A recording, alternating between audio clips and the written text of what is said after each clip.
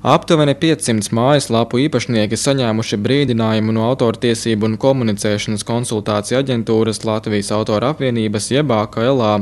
Ja vēlaties savā mājaslapā pārpublicēt video, piemēram, no populārās interneta vietnes YouTube ar kādu ārzemju mūzikas izpildītāju, jārēķinās, ka AKLA par to prasīs samaksu.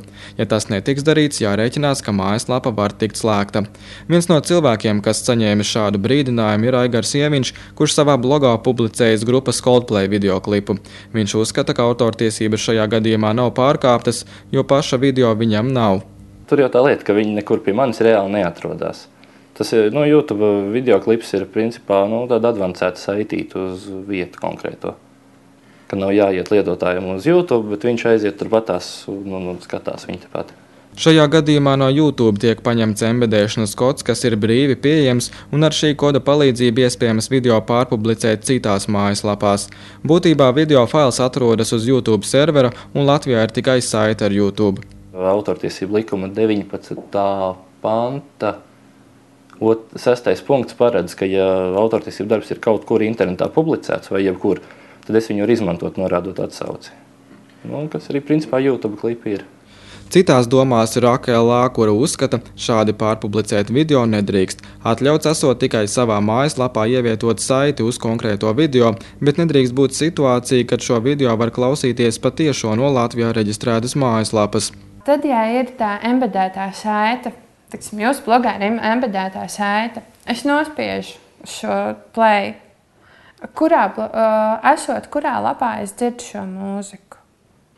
Esot jūsu lapā. Ja es nospiežu šeit zilā uz hipersaites, tad es aizēju uz YouTube vai uz kādu citu šo te mājaslapu, un es vairs neesmu jūsu blogā, jūsu blogā mūzika neizskan.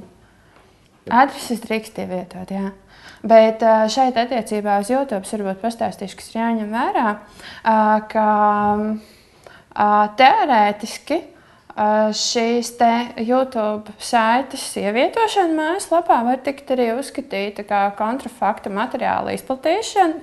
Kontrafakts ir nelegāli iegūts materiāls. Bet par to, vai šādi lietotāji tiks sodīti vai saukti pie atbildības, jums jāvēršās ekonomikas policijā, kas ar to nodarbojās. Lapas uzturētājiem par citu darbu publicēšanu esot jāmaksā 10 lati mēnesī, ja publicēto ierakstu skaits nepārsniedz 100 darbus.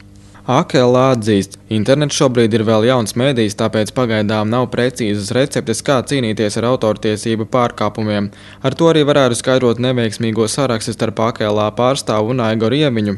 Diemžēl situācija ir tāda, ka Latvijas likumos īsti nav atrunātas precīzas situācijas, ko tu drīkst darīt, ko tu nedrīkst darīt ar autordarbiem internetā.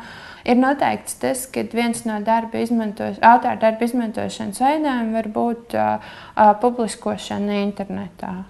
Pagājušajā gadā Latvijā par dažādu darbu lietošanu internetā iekasēti 4000 lati, no kuriem 80% ir pārskaitīti ārvalstu autorus pārstāvošajām autortiesību organizācijām, bet 20% Latvijas autoriem.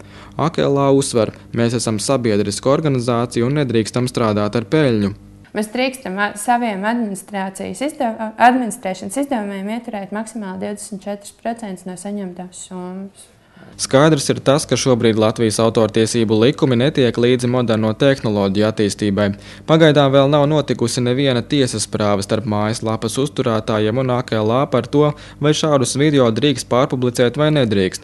Autortiesību organizācija arī atzīst, ka šobrīd to pašu YouTube Latvijas iedzīvotāji izmanto nelegāli.